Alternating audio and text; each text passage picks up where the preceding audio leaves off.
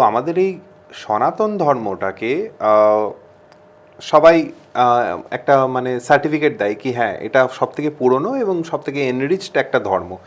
তো এই ধর্মটাকে দাবানোর জন্য বা এই ধর্মটাকে মানুষদেরকে দূরে রাখার জন্য যথাসম্ভব চেষ্টা করা হচ্ছে, যথাসম্ভব, আজ থেকে না, যুগ যুগান্তর ধরে চেষ্টা করা হচ্ছে। কেন? একটা জিনিস দেখুন, আপনি লাস্ট হন, আমি ফার্স্ট হই, ঠিক আছে?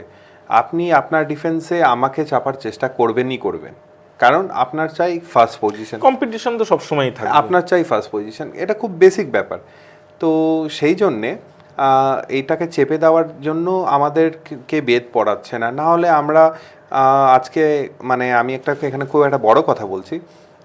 আমরা সবাই জানি ল অফ গ্র্যাভিটি কে করেছে? নিউটন।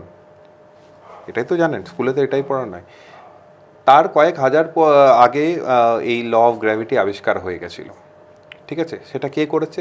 সেটা আমাদেরই সনাতন ধর্মের একজন প্র্যাকটিশনার, একজন ঋষি, তিনি করেছেন।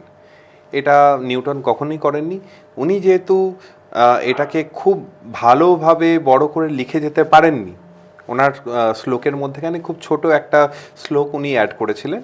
তো যেহেতু খুব ভালো করে বড় করে ছিল অংশটা, হ্যাঁ, এটা যেটা হচ্ছে সেটা হচ্ছে, দেখুন একটা কথা, আপেল মাটিতে পড়লো, ঠিক আছে? আর এদিকে আপনি আপেল মাটিতে পড়লো এটা দেখে যদি আপনি বুঝতে পারেন এটা ল অফ গ্র্যাভিটি, তাহলে আজকে যে মেঘ উপরে আছে, বৃষ্টিটা নিচের দিকে কেন পড়ছে?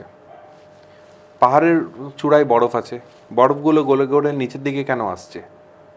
এই জিনিসগুলো দেখে, কারণ এটা মানে খুব প্রাকৃতিক একটা জিনিস দেখে সেই ঋষি একটা শ্লোকে জাস্ট ছুঁয়ে গেছিল কি এটা হচ্ছে ল অফ গ্র্যাভিটি, পৃথিবীর সমস্ত কিছু জিনিস তার নিজের বক্ষের দিকে খেঁচে।